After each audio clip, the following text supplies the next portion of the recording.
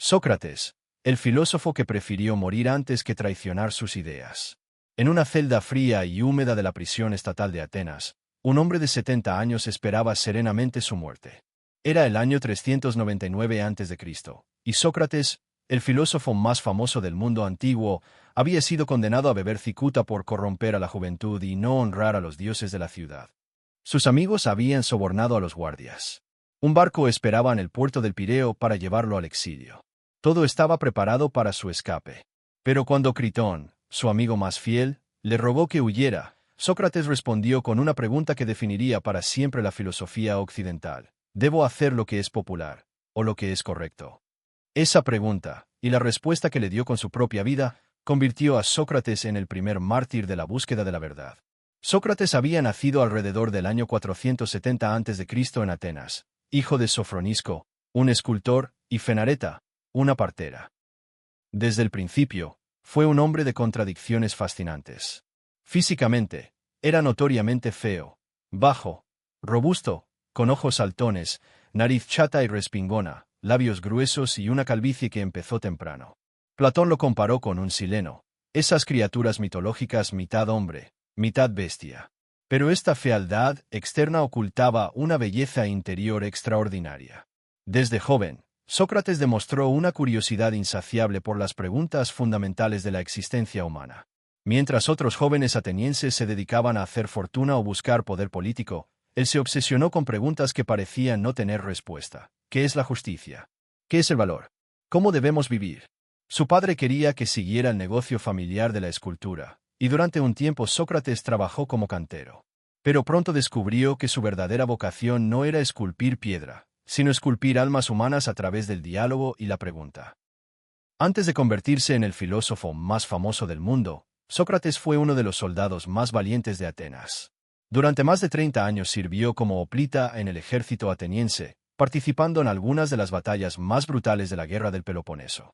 En el sitio de Potidea, 432 a 429 AC, Sócrates salvó la vida de Alcibíades, el joven noble que se convertiría en uno de sus discípulos más brillantes y problemáticos.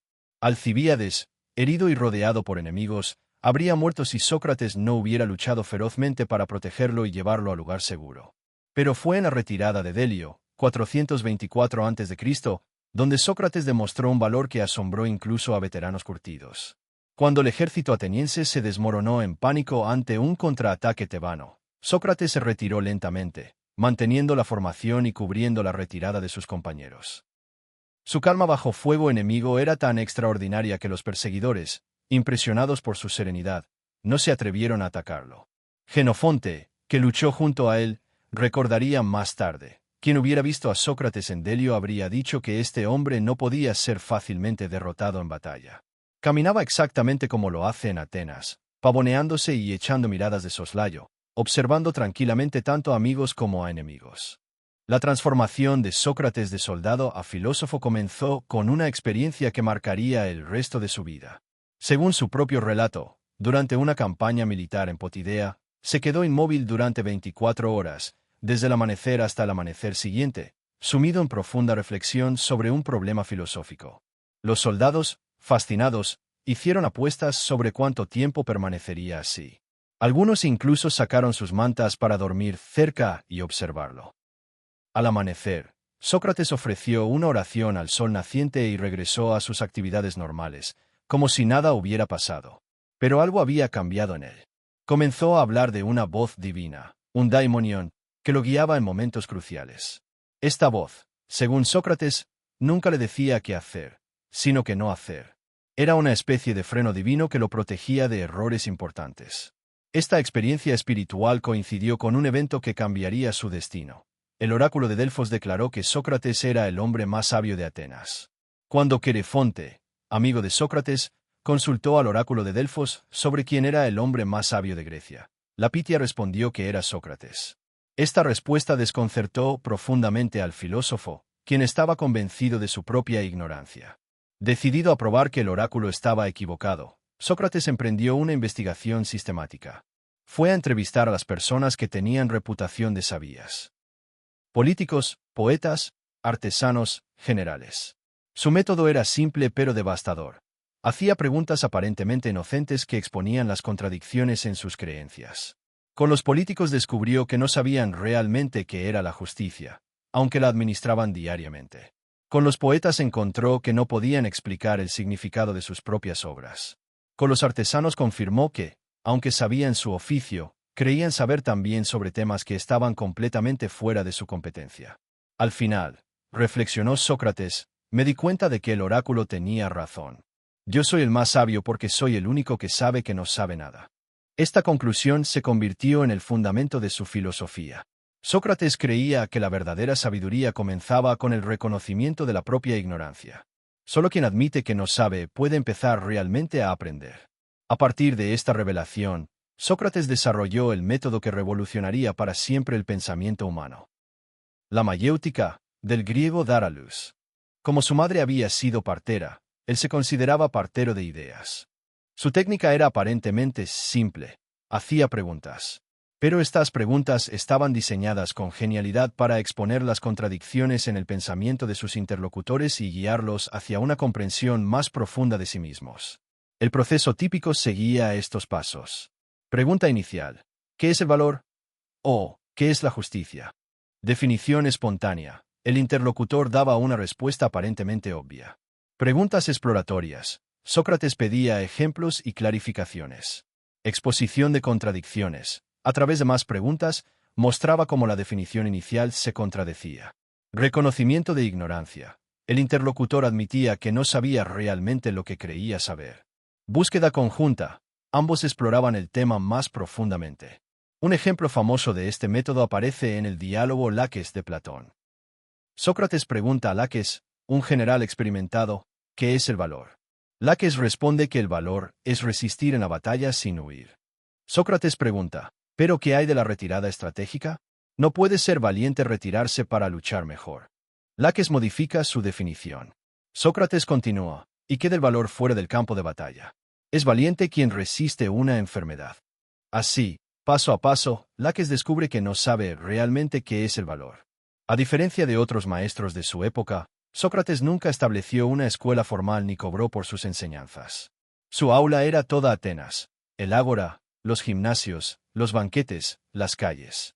Cualquier lugar donde pudiera encontrar a alguien dispuesto a examinar sus creencias era apropiado para la filosofía. Esta accesibilidad atrajo a un grupo extraordinario de jóvenes brillantes de las familias más prominentes de Atenas. Platón, Xenophón, Alcibiades, Crichton, Cebes, Simmias.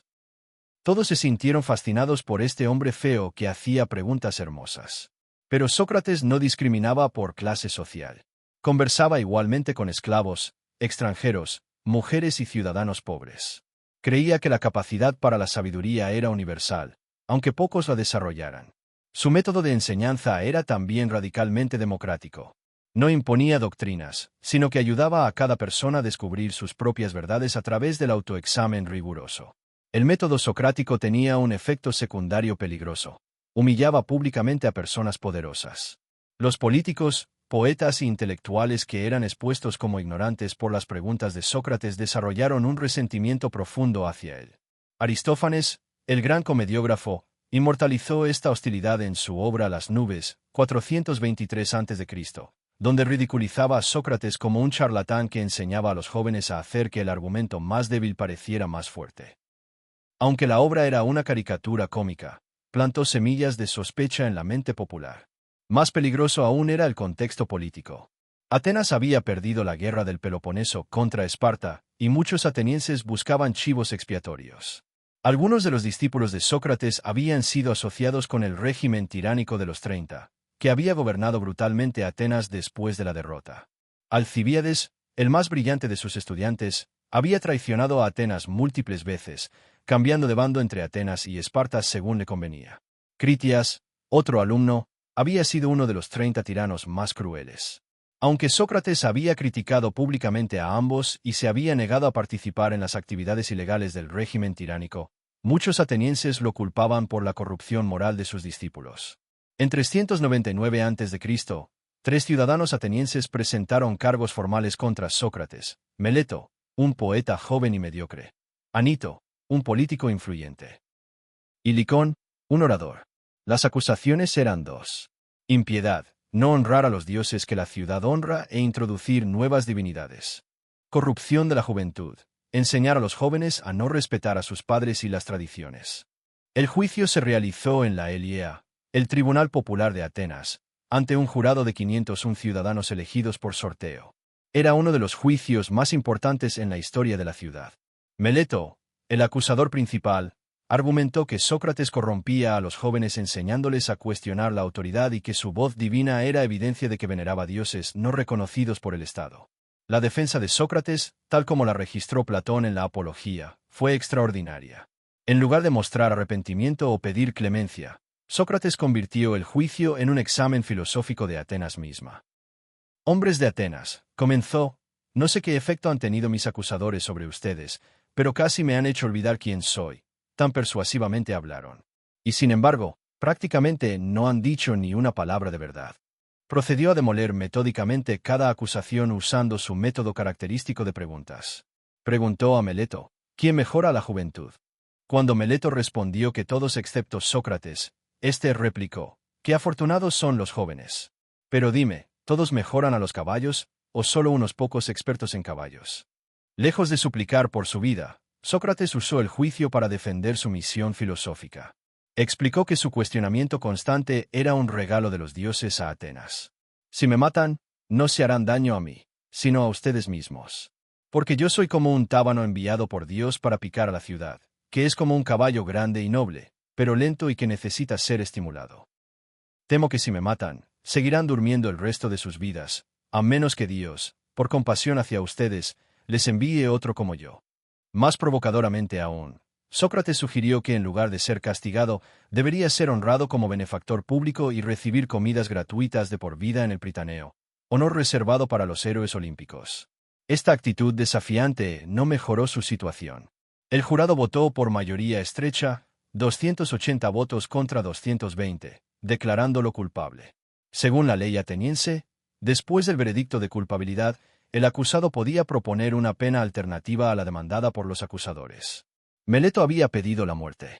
Los amigos de Sócrates esperaban que propusiera el exilio o una multa sustancial. En cambio, Sócrates propuso primero que se le dieran comidas gratuitas de por vida. Solo después de que sus amigos lo presionaran, ofreció pagar una multa, pero ridículamente pequeña. Finalmente, persuadido por Platón, Critón y otros, aumentó la multa a 30 minas, una suma respetable pero aún insuficiente para salvar su vida.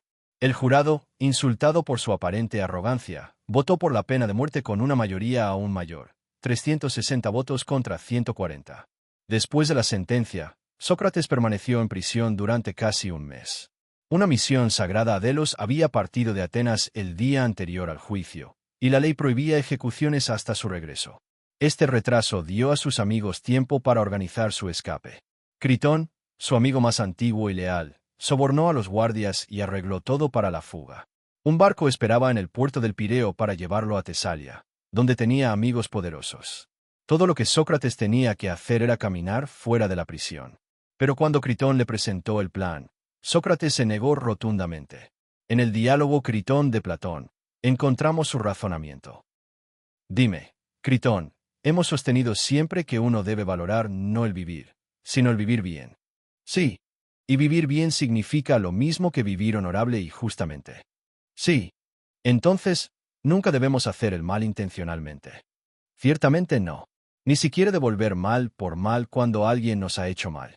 Claramente no. Porque hacer el mal a las personas no es diferente de ser injusto. Es cierto. Con esta lógica implacable, Sócrates argumentó que escapar sería quebrantar las leyes de Atenas, y quebrantar las leyes sería hacer el mal. Como nunca se debe hacer el mal, ni siquiera para salvar la propia vida, no podía escapar. El último día de Sócrates fue extraordinario. Según el relato de Platón en el diálogo Fedón, el filósofo pasó sus últimas horas discutiendo sobre la inmortalidad del alma con un grupo de amigos y discípulos. En lugar de lamentarse por su destino, Sócrates consoló a sus visitantes que lloraban. ¿Por qué lloran?, les preguntó. ¿No han oído que la filosofía es una preparación para la muerte? Si la muerte es una liberación del alma del cuerpo, entonces debería ser bienvenida. Desarrolló varios argumentos para la inmortalidad del alma. El argumento de los opuestos, Como todas las cosas vienen de sus opuestos, lo caliente de lo frío, lo grande de lo pequeño, la vida debe venir de la muerte y viceversa. El argumento de la reminiscencia. ¿Cómo podemos recordar conocimientos que nunca aprendimos en esta vida, como las verdades matemáticas? El alma debe haber existido antes del nacimiento. El argumento de la afinidad. El alma, siendo invisible e inmutable como las ideas, debe ser inmortal como ellas. Sus amigos plantearon objeciones sofisticadas, y Sócrates las respondió pacientemente. Cebes y Simias presentaron argumentos que desafiaban sus teorías, y el diálogo se convirtió en una exploración profunda de temas que siguen fascinando a filósofos 2,500 años después. Cuando llegó el momento, el verdugo entró con la copa de cicuta. Sócrates preguntó sobre el procedimiento correcto para beber el veneno. Solo bebe y camina hasta que sientas que tus piernas se vuelven pesadas. Luego acuéstate, le dijeron. Sócrates tomó la copa sin titubear y la bebió de un trago, como si fuera medicina. Sus amigos finalmente se derrumbaron en llanto, pero él los reprendió suavemente. He oído que uno debe morir en silencio. Cálmense y tengan paciencia. Caminó hasta que sus piernas se entumecieron, luego se acostó. El veneno fue subiendo gradualmente por su cuerpo. Cuando el entumecimiento llegó a su vientre, se destapó la cara, se la había cubierto, y pronunció sus últimas palabras. Critón, debemos un gallo a Asclepio. No lo olvides. Estas palabras enigmáticas han intrigado a los estudiosos durante milenios. Asclepio era el dios de la medicina, y era costumbre sacrificar un gallo cuando uno se recuperaba de una enfermedad. ¿Estaba Sócrates sugiriendo que la muerte era una cura para la enfermedad de la vida? ¿O tenía un significado más personal que nunca sabremos? La muerte de Sócrates no fue el final de su historia, sino el comienzo de su leyenda. Platón, devastado por la pérdida de su maestro, dedicó su vida a preservar e inmortalizar las enseñanzas socráticas. Fundó la Academia en Atenas, que se convirtió en la primera universidad del mundo occidental. A través de los diálogos de Platón, Sócrates se convirtió en el personaje más influyente en la historia de la filosofía occidental. Cada gran pensador posterior, Aristóteles, los estoicos, los cristianos medievales, los filósofos del Renacimiento, los ilustrados, tuvo que confrontar las preguntas que él había planteado. Su método socrático se convirtió en la base del método científico. La idea de que debemos cuestionar nuestras creencias, buscar evidencia, y estar dispuestos a revisar nuestras conclusiones cuando la evidencia lo contradiga, deriva directamente de su práctica filosófica. En nuestro mundo de noticias falsas, desinformación y polarización política, las lecciones de Sócrates son más relevantes que nunca. Su insistencia en el examen riguroso de nuestras creencias, su humildad intelectual, y su compromiso con la verdad por encima de la popularidad ofrecen un antídoto poderoso contra los peligros de nuestro tiempo. El método socrático se usa hoy en escuelas de derecho, donde los profesores hacen preguntas desafiantes para desarrollar el pensamiento crítico de los estudiantes. Los psicoterapeutas usan técnicas socráticas para ayudar a los pacientes a examinar sus patrones de pensamiento. Los científicos aplican el escepticismo socrático al diseñar experimentos que podrían refutar sus hipótesis. Sócrates nunca pretendió tener respuestas finales a las grandes preguntas de la vida. Su genio fue mostrar que hacer las preguntas correctas es más importante que tener respuestas fáciles. Las preguntas que planteó siguen siendo las nuestras. ¿Qué es una vida buena? ¿Cómo sabemos lo que es correcto? ¿Qué debemos a nuestra comunidad? ¿Es mejor sufrir injusticia o cometerla? ¿Cómo podemos distinguir entre conocimiento real y meras opiniones? ¿Qué significa conocerse a uno mismo? La vida de Sócrates estuvo llena de paradojas fascinantes que siguen inspirando reflexión. El hombre más sabio era quien admitía no saber nada. El soldado más valiente predicaba la no violencia. El ciudadano más leal cuestionaba todas las leyes. El maestro más influyente nunca escribió nada. El hombre más feo atraía a los jóvenes más brillantes. El defensor de la vida eligió la muerte. Estas paradojas no son contradicciones, sino tensiones creativas que revelan la complejidad de la existencia humana. Sócrates entendía que la vida auténtica requiere navegar estas tensiones sin resolverlas simplísticamente. La historia de Sócrates es también una advertencia sobre el precio de la honestidad intelectual. En una sociedad que valoraba la conformidad, él insistió en cuestionar todo. En una cultura que respetaba la autoridad tradicional, él demandó justificaciones racionales. En una época